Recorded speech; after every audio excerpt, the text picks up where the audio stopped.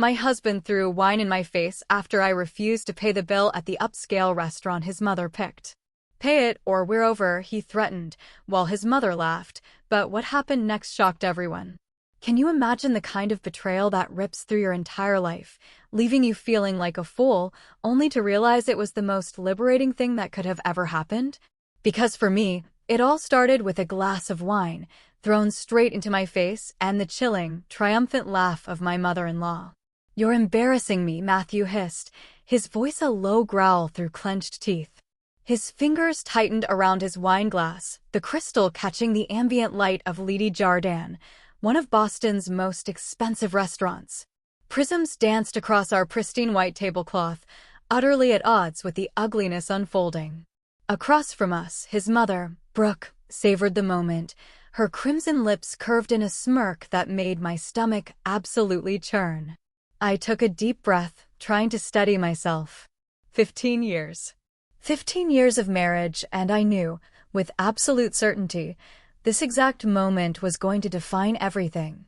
"I can't pay for this dinner, Matthew," I said, my voice low. "You know, I've been helping my sister with her medical bills. I just don't have $3,000 to spare right now." The truth? Oh, the truth was I'd been quietly building my escape fund, squirreling away every penny I could from my interior design business. Leah's cancer treatments were real, yes, but they weren't consuming all my resources like I'd led Matthew to believe. Each time he demanded I pay for another extravagant dinner or a new designer suit, I just added more to my hidden savings account. It was my secret rebellion. "Always excuses," Brooke chimed in, swirling her wine, her voice dripping with that same condescension I'd endured for years.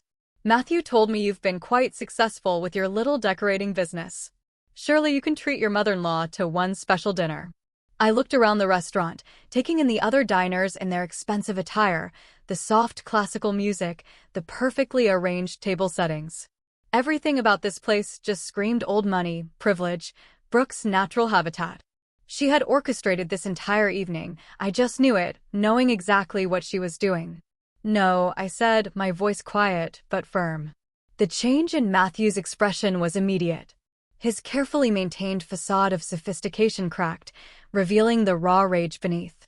In one fluid motion, he lifted his glass of Cabernet Sauvignon and threw the contents directly in my face.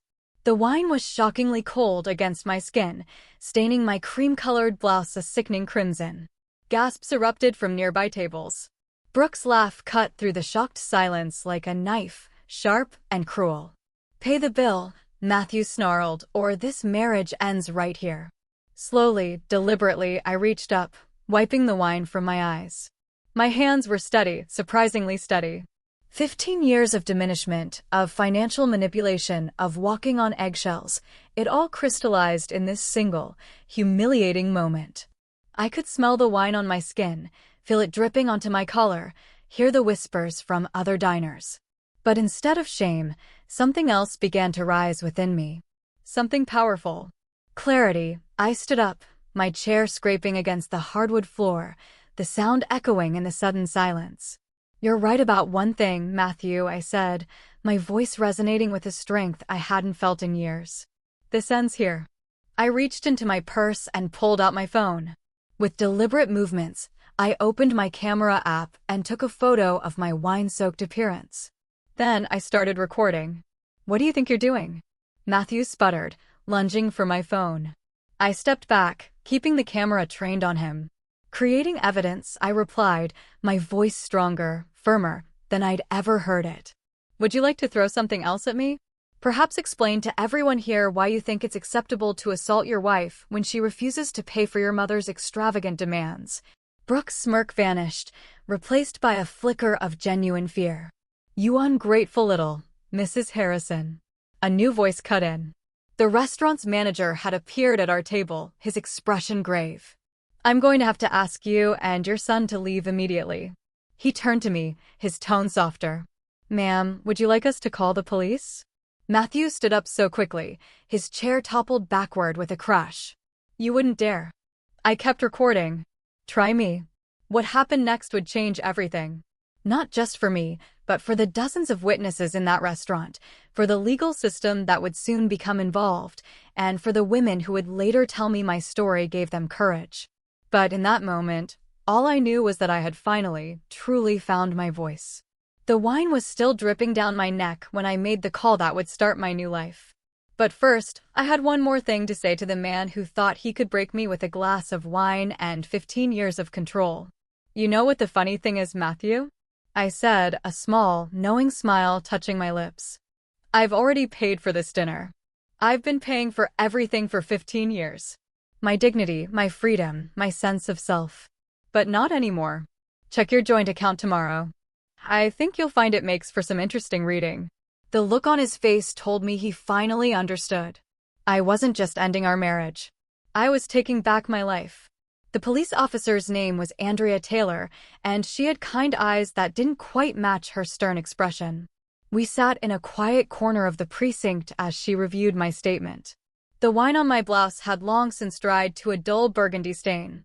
Mrs. Harrison. Rebecca, I corrected her, a newfound confidence in my voice. Just Rebecca Porter. I'm going back to my maiden name. She nodded, making a note. Rebecca, you mentioned this isn't the first incident.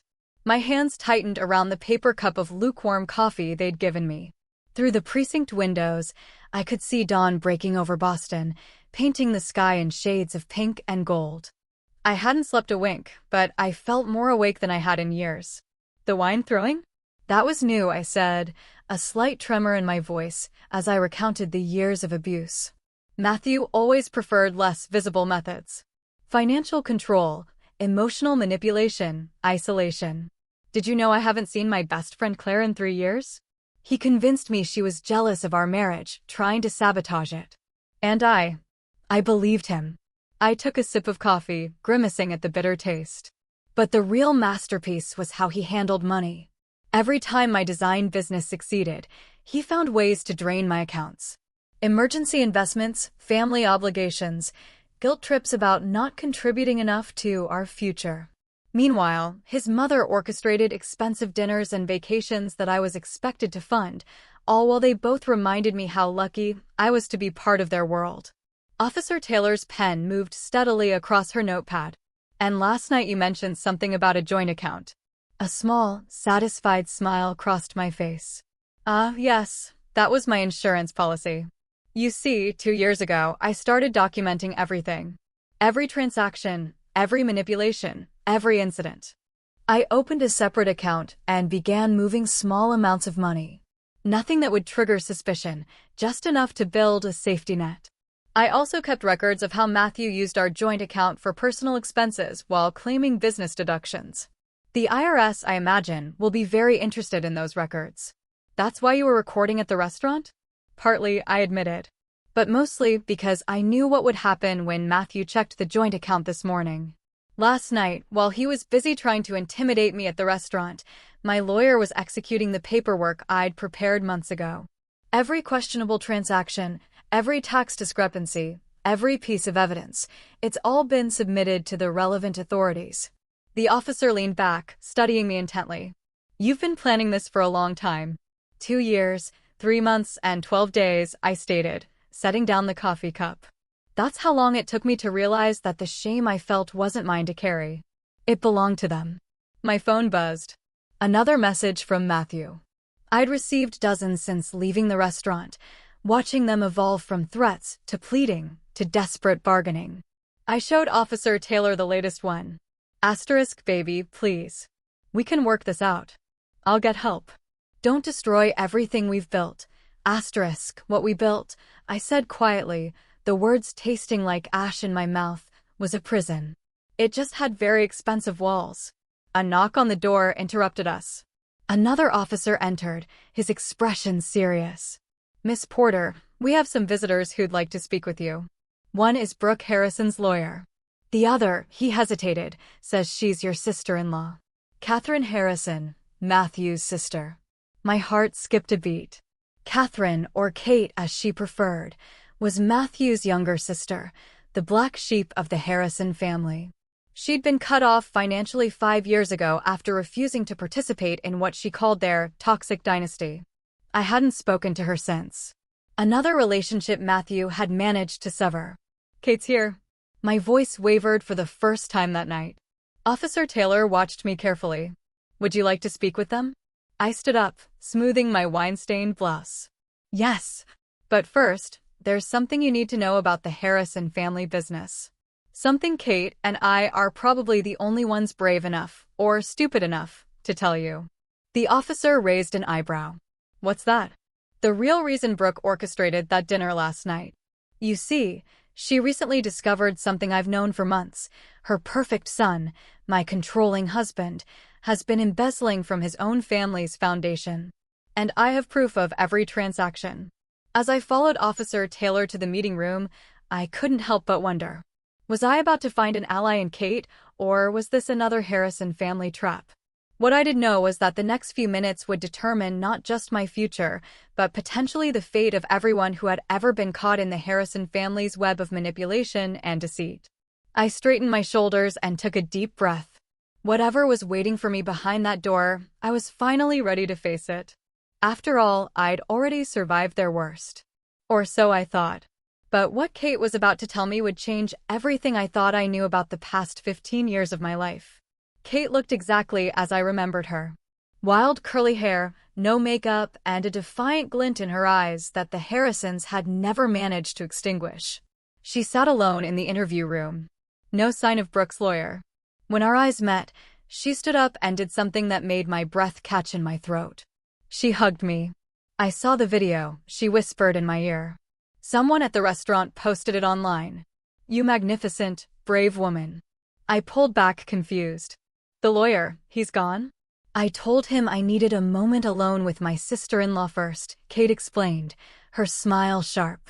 He's probably calling Brooke right now, warning her that the black sheep has returned. We don't have much time. We sat down at the table and Kate pulled out a worn leather notebook. Remember when I was cut off from the family? Everyone thought it was because I refused to join the family business to be another puppet in Brooke's show. That was part of it, but not the whole truth. She opened the notebook, revealing pages of handwritten notes and what looked like financial records. I found something 5 years ago. Something that made Brooke destroy my reputation and Matthew. Well, Matthew chose his side. It's about your design business, Rebecca, and about several other small businesses owned by Harrison family spouses over the past 20 years. My throat went dry. What about them? They were never meant to succeed. In fact, their failure was the point. Kate's voice was gentle, but her words hit me like physical blows. Brooke and Matthew, they've been running this scheme for years. They find successful, independent women, bring them into the family through marriage, and then systematically drain their businesses and personal assets. The family reputation and connections lure these women in. And then the manipulation begins. The constant expenses, the luxury dinners, the demanded contributions, the guilt about family obligations, it's all orchestrated. They push until the business fails or the woman drains her accounts trying to keep up.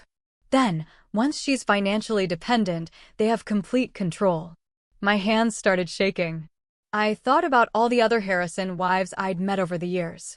Matthew's cousins' wives, family friends. How many of them had been victims of this scheme? How many businesses had been destroyed? But why? I asked, though a dark part of me already knew the answer. Power, control, and... Kate hesitated, her eyes hardening. Money laundering. The Harrison Family Foundation? It's not just about embezzlement. They use these failing businesses to clean money from less legitimate family enterprises. Each bankruptcy, each financial crisis, it's all documented and justified. Perfect cover for moving funds around. I felt sick to my stomach. That's why Brooke was so insistent about me paying for everything through my business accounts. Exactly. But you did something they didn't expect, didn't you? Kate's eyes sparkled with a flicker of pride. You kept records. You built an escape fund. You survived. And now they're scared. A horrifying realization dawned on me. That's why Brooke orchestrated that dinner. She found out about my documentation. She found out you were working with an accountant who used to handle some of their legitimate business interests. Malcolm Jones. The name hit me like a thunderbolt. They've been trying to locate all copies of your records. A knock on the door made us both jump. Officer Taylor entered, her expression serious. "Rebecca, we just got a call from your sister Leah's nurse. There's been an incident at the hospital." My heart stopped. What kind of incident? Someone tried to access her room claiming to be family. When they were denied entry, they became aggressive.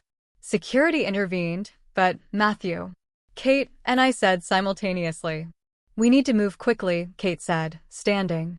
"There's more you need to know, but right now we need to get to the hospital. Leah isn't just your sister, Rebecca. She's a witness." 3 years ago, before her cancer diagnosis, she worked as a bookkeeper for one of the Harrison subsidiary companies. The pieces started falling into place, chillingly. Leah's sudden illness, the timing of her cancer diagnosis right after she'd left the Harrison company, Matthew's insistence on being involved in her medical care. "Oh, God," I whispered, the full weight of it crushing me. "They've been monitoring her all this time, haven't they? Using her illness to control me." Kate squeezed my hand, her grip firm. "We're going to end this, Rebecca. But first, we need to get to Leah." As we rushed out of the police station, my phone buzzed with a text from an unknown number. The message contained only 4 words, but they made my blood run cold. "You should have paid. What waited for us at the hospital would test everything I thought I knew about love, loyalty, and the true price of freedom." But this time, I wasn't facing it alone. The hospital corridor seemed endless as Kate and I ran toward Leah's room, Officer Taylor close behind us. The fluorescent lights cast harsh shadows, making everything feel surreal. My wine-stained blouse drew curious glances from hospital staff, but I barely noticed. All I could think about was my sister. Leah had always been the strong one. Even through her cancer treatments, she'd maintained her quiet dignity, her gentle humor. Now, I understood why she'd given me those odd, searching looks whenever Matthew visited her. She'd known. She'd known all along. We rounded the corner to her floor and found 2 security guards outside her room. My heart lurched when I saw the disarray in the hallway, a knocked-over cart, scattered medical supplies. But it was the sound coming from Leah's room that made me break into a run, my sister's voice, clear and angry. "I told you to get out." I burst into the room and froze. Leah was sitting up in her hospital bed, thin but alert, her headscarf slightly askew. Brooke Harrison stood at the foot of her bed, immaculate in designer clothes that probably cost more than Leah's monthly medical bills. But it was the third person in the room that made my blood run cold, Malcolm Jones, the accountant who'd helped me gather evidence against the Harrisons.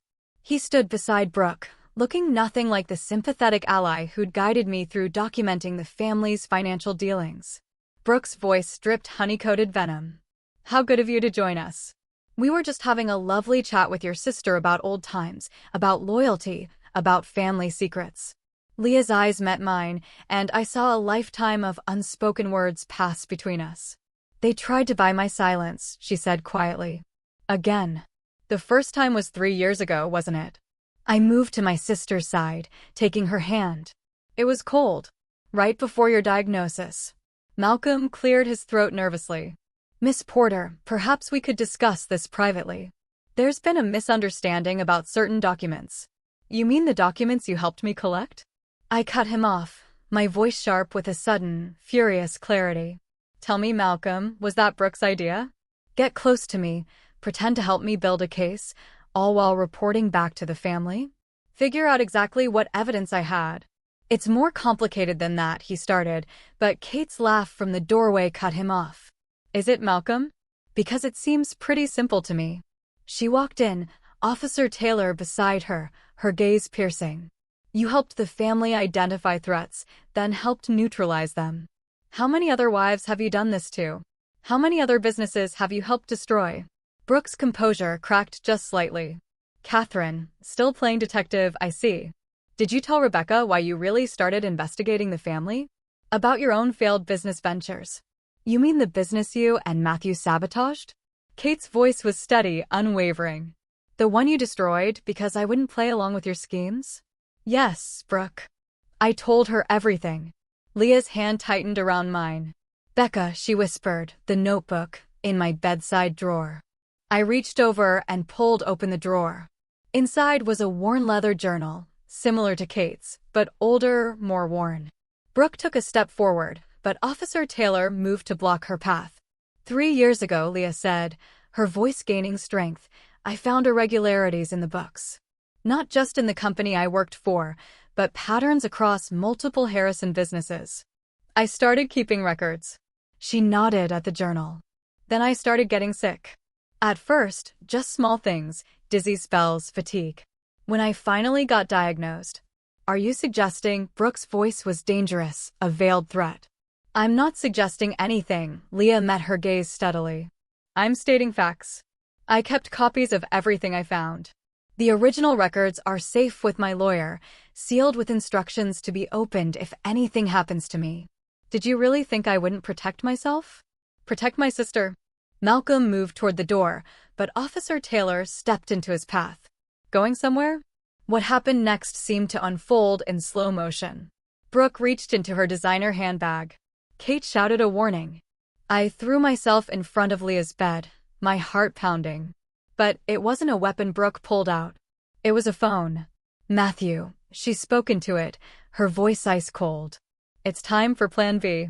The hospital room's lights flickered, then went out completely. In the sudden darkness, I heard Leah gasp, Kate curse, and the sound of running footsteps in the hallway. When the emergency lights came on seconds later, Brooke and Malcolm were gone. But they'd left something behind. Leah's medical chart, with a new page added to the front. What was written there would change everything we thought we knew about my sister's illness, the Harrison family's reach, and just how far they'd go to protect their secrets. I picked up the chart with trembling hands. And as I read, I finally understood why Matthew had been so insistent on controlling Leah's medical care. The truth was far worse than anything we'd imagined. The emergency lights cast an eerie glow over Leah's medical chart as I read, my hands shaking. Dr. Emily Jones, no relation to Malcolm, thank God, stood beside me, her expression growing darker with each page we reviewed. These treatment protocols, she said, pointing to a series of entries. They're not standard for your type of lymphoma. In fact, she flipped through more pages, her frown deepening. Some of these medications shouldn't have been prescribed together at all. The combination would have. She stopped, looking up at Leah with horror. Would have what? I demanded, though a sickening part of me already knew. Would have mimicked and exacerbated symptoms of the cancer, Leah finished quietly, her voice hoarse. Making me sicker while making it look natural. Matthew insisted on using their family doctor for my prescriptions, said it was all covered by their private insurance. She laughed bitterly. I knew something was wrong when I started getting worse after each new medication, but by then I was too weak to fight it. Kate was examining the new page Brooke had left. Look at this. It's a liability waiver, backdated 3 years, with Leah's forged signature. They were covering their tracks, creating a paper trail to protect themselves in case anyone started asking questions. Officer Taylor took photos of every page while speaking quietly into her radio. 2 more officers had arrived and were taking statements from the hospital security guards about Brooke and Malcolm's exit. Your original doctor, Dr. Jones said suddenly, before the Harrison family doctor took over. Do you remember their name? Leah closed her eyes, thinking hard. Dr. Patel. Anjali Patel. She seemed concerned when I told her I was switching doctors. Tried to warn me about something, but Matthew is there and she. Leah looked at me, a deep sadness in her eyes. That was right after you married him, Becca. I didn't want to cause problems for you. My throat tightened. While I'd been trapped in Matthew's web of financial manipulation, my own sister had been slowly poisoned, and I'd been too blind to see it. The generous offer to cover her medical expenses, his insistence on being involved in her care, the way he'd isolated both of us from our other friends and family, it had all been part of their monstrous plan.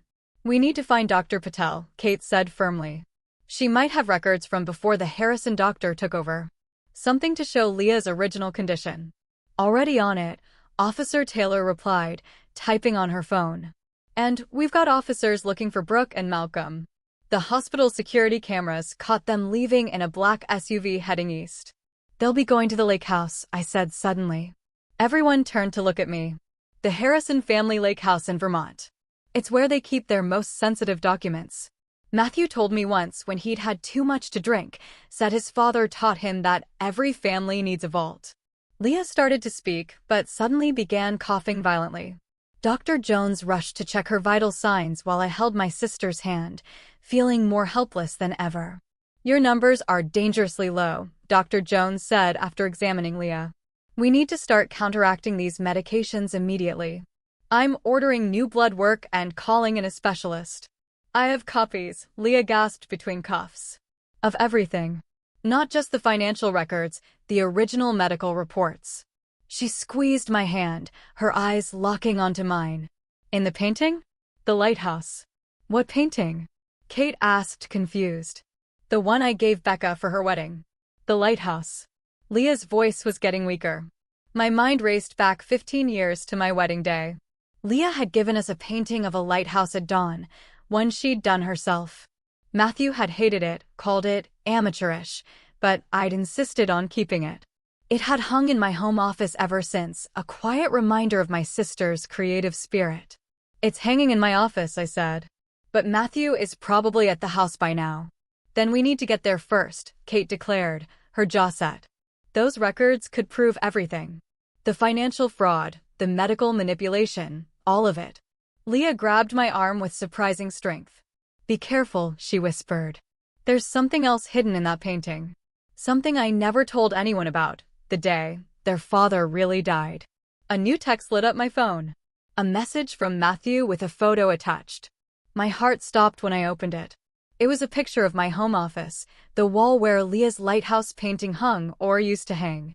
The photo showed an empty wall with only a nail remaining. Below it, Matthew had written, *, did you really think I didn't know? Come alone to the lake house. Time to finish this. *, Dr. Jones's voice seemed to come from far away as she announced Leah's test results. What she said next would force me to make an impossible choice: pursue Matthew and the evidence that could bring down the Harrison family, or stay with my sister through what might be her final hours. But Leah made the choice for me.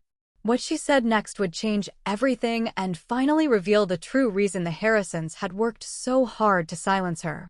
Leah's heart monitor beeped steadily as she gripped my hand. Dr. Jones had just administered a new treatment to counteract the harmful medications, but my sister's determination seemed to give her renewed strength.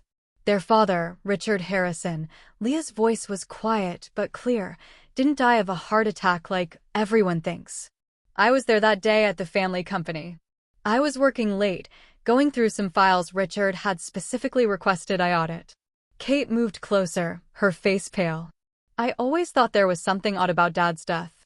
He found something, Leah continued, her gaze unwavering, something big. He called me into his office that evening, showed me documents about offshore accounts, shell companies. Said he had evidence that Brooke and Matthew were embezzling from the family foundation, using it to launder money from other enterprises. He was going to turn them in. My stomach churned. What happened?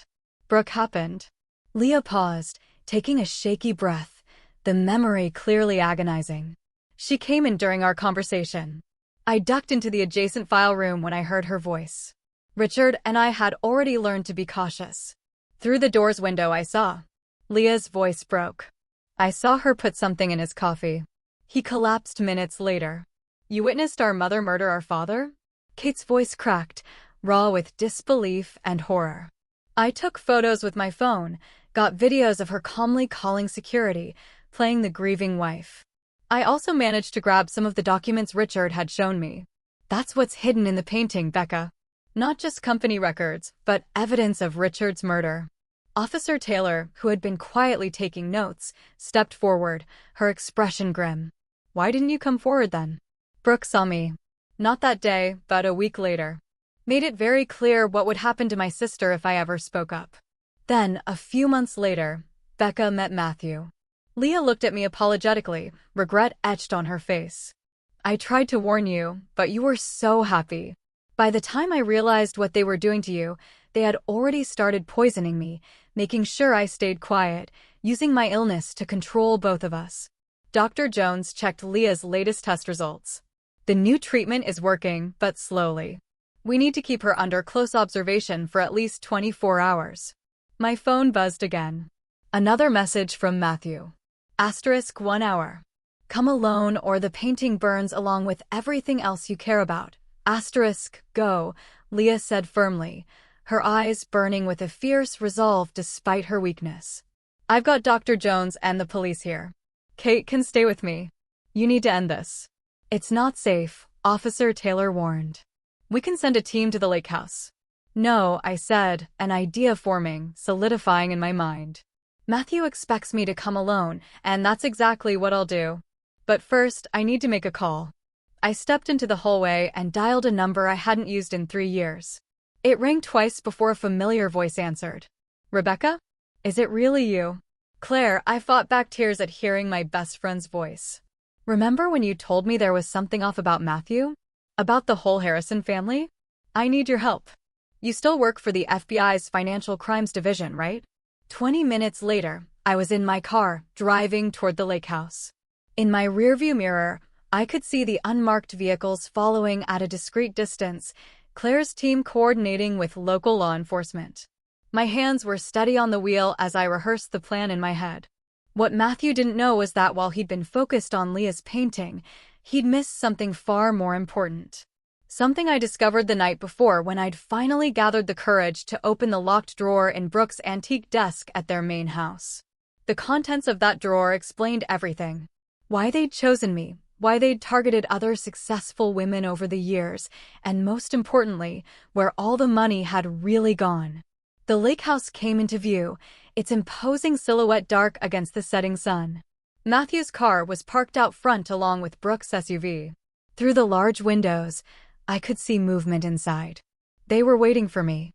I parked and took a deep breath, checking my phone one last time. A message from Kate. Asterisk Leah is stabilizing. We found Dr. Patel. She's on her way to the hospital with her original records.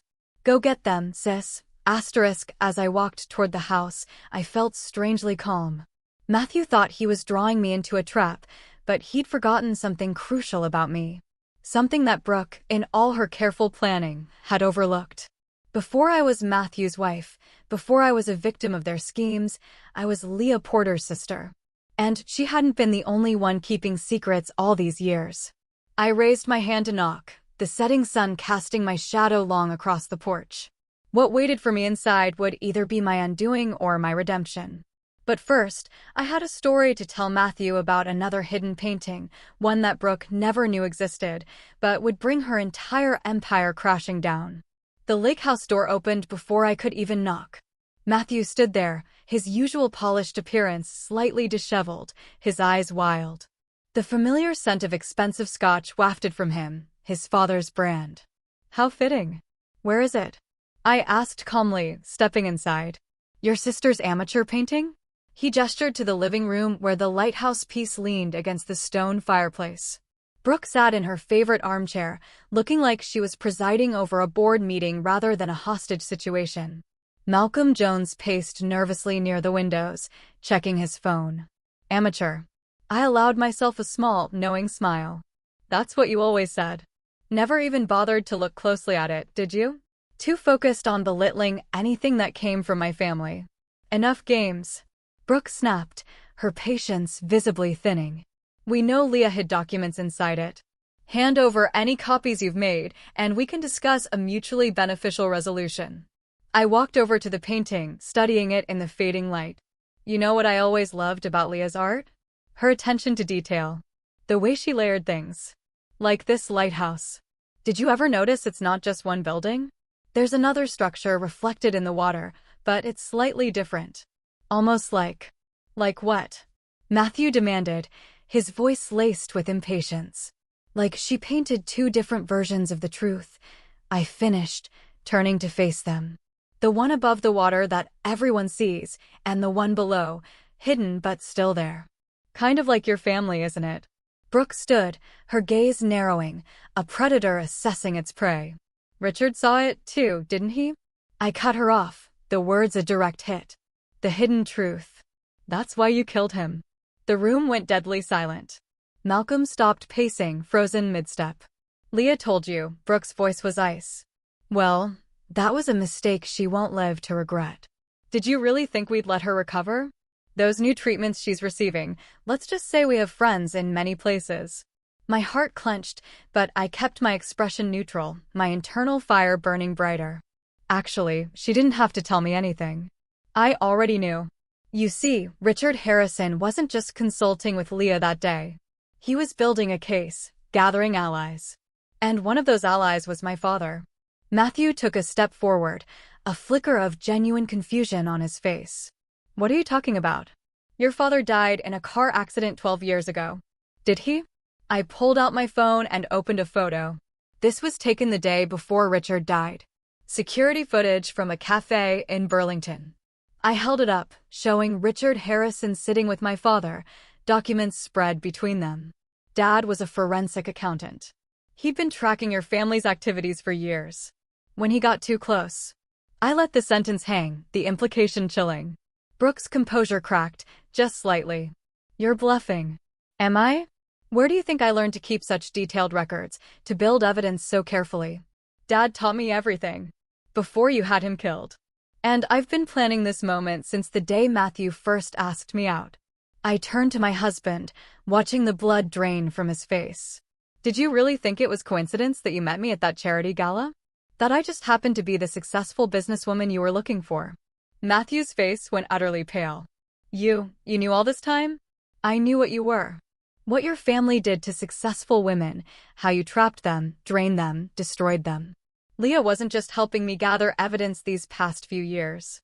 She was helping me finish Dad's work. I walked to Brooke's chair and reached behind it, feeling for the hidden latch Dad had told me about years ago, the one Richard had shown him. A small panel in the wall clicked open. Richard didn't just keep evidence at the office, I said quietly. He kept his most damaging files right here, in his wife's favorite room, behind her favorite chair, watching her every day, waiting for the right moment. When he died, Dad took over. When they killed Dad, I stepped in. And now, suddenly, lights flooded the house from outside. Sirens wailed, growing louder. Claire's voice boomed through a megaphone. FBI. The house is surrounded. Malcolm bolted for the door, but was met by agents rushing in. Matthew lunged for the painting, but I was faster. I grabbed it and swung it hard, connecting with his jaw. He sprawled backwards, stunned more by the betrayal than the blow. Brooke remained seated, her face a mask of cold fury, but a flicker of something else, too, a grudging respect. You won't win, she said softly. You have no idea how far our influence reaches. I pulled out a final photo from my pocket and placed it in her lap. Her perfectly manicured hands trembled as she recognized it. Richard and my father. But there was a third person in the photo, a young woman with wild, curly hair. Kate, Brooke whispered, her voice barely audible. Your own daughter? I nodded. She didn't just start investigating 5 years ago. She's been part of this since the beginning.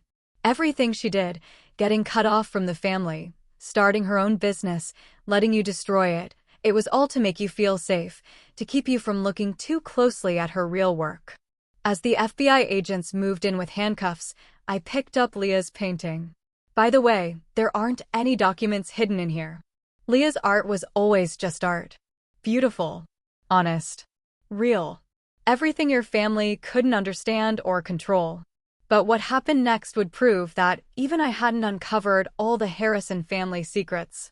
Brooke's last words to me before they took her away would lead to one final revelation. One that would change not just my life, but the lives of every woman the Harrisons had ever victimized. As the FBI agents led Brooke toward the door, she stopped and turned to me. Her perfectly manicured hands were cuffed in front of her, but she maintained her regal posture. For a moment, I saw something in her eyes I'd never seen before, a chilling flicker of respect. You know, she said quietly, her voice devoid of its usual venom. You remind me of someone. A woman I used to be. Before I made my choice. What choice was that? I asked, though part of me didn't want to know, didn't want to understand how a victim could become the predator. Brooke's smile was bitter, a ghost of the cruel smirk I'd known for years. 30 years ago, I was you. A successful interior designer with my own business. Then I met Richard Harrison's father, Charles. He did to me exactly what we've done to others. Destroyed my business, isolated me, trapped me. Matthew, being handcuffed nearby, jerked his head up, confusion clouding his face. Mother, but instead of fighting back, Brooke continued, ignoring her son. I learned. I watched. And when Charles died, not accidentally, I assure you, I decided to turn his weapon against others. Richard never knew. He thought he'd married a society woman, never realizing I was recreating his father's scheme, making it more sophisticated, more profitable. The revelation hit me like a physical blow. You were the first victim. I was the last victim, she corrected, her gaze unwavering. And the first perpetrator. Every woman we targeted, every business we destroyed, I chose them because they were like me. Strong, independent, capable. I couldn't stand to see them succeed where I had failed. Claire stepped forward, her FBI badge gleaming. Mrs. Harrison, I suggest you save your confessions for your formal statement. But Brooke wasn't finished. Check the foundations, she said, her eyes locked on mine, a strange intensity in their depths. Not the family foundation, the actual foundations, the lake house, the main house, all the properties. Charles taught Richard about keeping vaults, yes. But I taught Richard about keeping secrets. About building them into the very walls of our empire. A young FBI agent approached with a tablet. Ma'am, we're finding something unusual in the thermal scans of the buildings. The basement here shows multiple hidden rooms. Hidden rooms? Matthew looked bewildered, utterly clueless. That's impossible. I know every inch of these houses. Do you? Brooke laughed softly, a sound that held no mirth, only a deep, unsettling sadness. You never questioned why we always use the same construction company for every renovation? Why certain areas were off limits during work? Richard thought he was so clever with his evidence, never realizing I had my own collection growing right under his feet. 30 years of secrets, buried in concrete and steel. I thought about all the Harrison properties I'd helped redesign over the years. Always working around structural limitations that Brooke had insisted couldn't be changed. What's in those rooms? I asked, a tremor in my voice. Everything, she said simply. Every scheme, every victim, every crime. Not just ours, but going back to Charles's time. I kept it all. Insurance, I told myself. But really, she glanced at Matthew, something like regret crossing her face, really? I think I was waiting. Waiting for what? Claire asked, sensing the shift in the conversation. For someone strong enough to end it. To do what I couldn't. Brooke straightened her shoulders, a final, defiant act. In my study at the main house, behind the Monet, there's a safe. The combination is the date Charles died. Inside, you'll find a letter written the day I realized I was pregnant with Matthew. Read it. You'll understand why it had to be you, Rebecca. As they led Brooke away, I turned to Claire. We need to get to that safe before anyone else does. The drive to the main Harrison house was a blur. The FBI team worked quickly, locating and opening the safe. Inside was a single envelope, yellowed with age, addressed simply, to the one who ends it. What I read in that letter would reshape everything I thought I knew about Brooke, about the cycle of abuse and power, and about the true cost of revenge. But more importantly, it would show me the way forward. Not just for me, but for every woman the Harrisons had ever hurt. Because Brooke hadn't just been keeping evidence of crimes. She'd been keeping something far more valuable, the means to make everything right. The letter trembled in my hands as I read it in Brooke's study, Claire and Kate beside me. The paper was fragile with age, but the words were clear, written in a shakier version of Brooke's precise handwriting. To the woman who finally stops me, asterisk if you're reading this, you've done what I couldn't. You've chosen justice over power, healing over revenge. I write this sitting in my newly renovated study, feeling my unborn son move inside me, wondering what kind of mother I'll become, what kind of monster I already am, asterisk asterisk in the hidden rooms beneath every Harrison property. You'll find more than evidence. You'll find bank accounts, property deeds, and trust funds. A fortune built on broken dreams. Charles Harrison didn't just destroy businesses. He stole them, piece by piece, rebuilding his empire with the fragments of women's lives. I followed his template, perfected it, and in doing so, became something worse than my abuser. But I did something else, too. Something neither Charles nor Richard ever discovered. For every business we destroyed, every woman we broke, I kept a separate set of records. Real records showing the true value of what was stolen. And I did more than document. I duplicated every property deed, every account, every asset. I created shadow versions, all legally binding, all hidden away. With this letter, you'll find a key to a safety deposit box at First National Bank. Inside is everything you need to transfer it all back. Not just to return what was stolen, but to restore what was lost, with 30 years of interest. I tell myself I kept these records as insurance. But the truth is simpler and harder to face. I kept them because some part of me, the part that died the day I chose power over justice, wanted someone to find them, wanted someone to be stronger than I was. You're reading this because you were that someone. Because you did what I couldn't. You fought back. You didn't let the abuse turn you into an abuser. You kept your humanity. Use it wisely. Use it better than I did. Brooke Harrison, April 15th, 1990. 3 months later, I stood in the newly renovated Harrison Foundation building, now proudly renamed the Eyes Open Foundation for Women's Economic Justice. The hidden rooms had yielded exactly what Brooke promised, the means to restore everything the Harrison family had stolen with interest. But they'd revealed something else, too. Something Brooke hadn't mentioned in her letter. Ready? Kate asked, adjusting the sleek new sign above the building's entrance. I nodded, watching as women began arriving for the foundation's opening day. Many were familiar faces, Harrison victims, now survivors, each carrying their own stories of loss and resilience. But they weren't here just to receive restitution. They were here to help guide it, to ensure that what happened to them never happened to anyone else. Leah, now in remission thanks to proper treatment, stood beside me. The proper medical care, funded by the recovered assets, had reversed much of the damage done by the Harrisons' deliberate poisoning. Did you ever think when you married Matthew that it would end like this? She asked softly.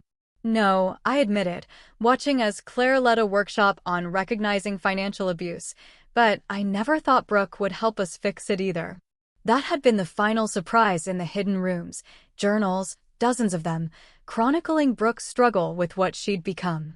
The last entry, written the night before the restaurant confrontation, read simply, I see myself in Rebecca. But I see who I could have been. Who I should have been. Perhaps it's not too late for one last choice. Matthew and Brooke both took plea deals, providing evidence that helped prosecute others involved in their schemes. Malcolm Jones turned state's witness.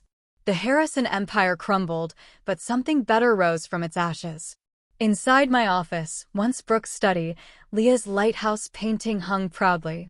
I understood now why she'd painted that double image. The truth above reflecting a deeper truth below, just like Brooke's final act had reflected her original self. The woman she'd been before fear and rage twisted her into something else. My phone buzzed. A text from Kate, another one just came forward. A victim from Charles's time. She's ready to tell her story. I looked out my window at the women gathering below, each carrying their own light out of darkness. Brooke's final gift hadn't just been the means to restore what was stolen. It had been the chance to break a cycle of abuse that had spanned generations. Coming, I texted back. Before leaving my office, I glanced one last time at the lighthouse painting. The sun in Leah's image was both rising and setting, depending on how you looked at it. An ending and a beginning, all at once. Just like that night in the restaurant when a glass of wine meant to shame me had instead set me free. Sometimes the worst moments in our lives become doorways to our greatest purpose.